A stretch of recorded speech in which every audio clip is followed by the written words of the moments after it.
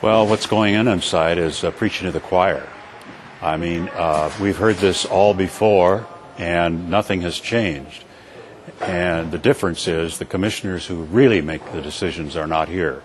And they're not here because they're represented, unfortunately, by the business community and the conglomerates that own the airwaves right now.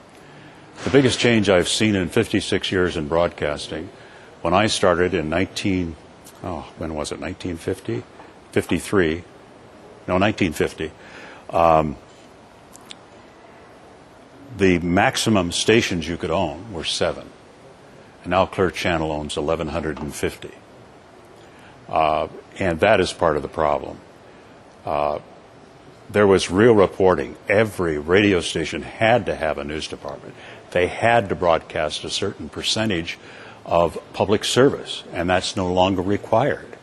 They don't have to have a news department today in either radio or television. It's not a requirement. And so that has left us just at sea without a rudder. Our democracy is threatened. The very livelihood of thousands of reporters and announcers has been threatened. Look what happened at Kixie earlier this year.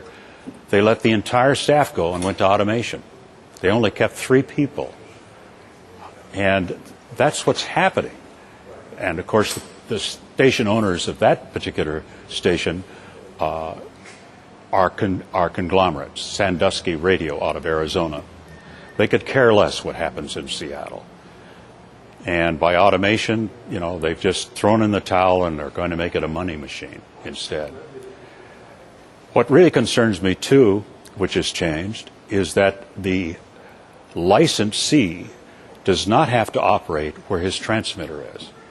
In other words, K-Warm says they're in Seattle, but actually the transmitter is in Bremerton. So Bremerton doesn't get any service.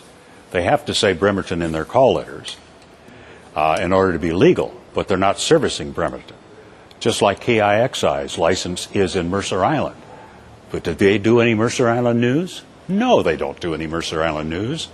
I think before they became a automated station, they did show up at Mercer Island Days Festival, but there were no interviews, no broadcasting, just a booth to let them know that this station was from Mercer Island.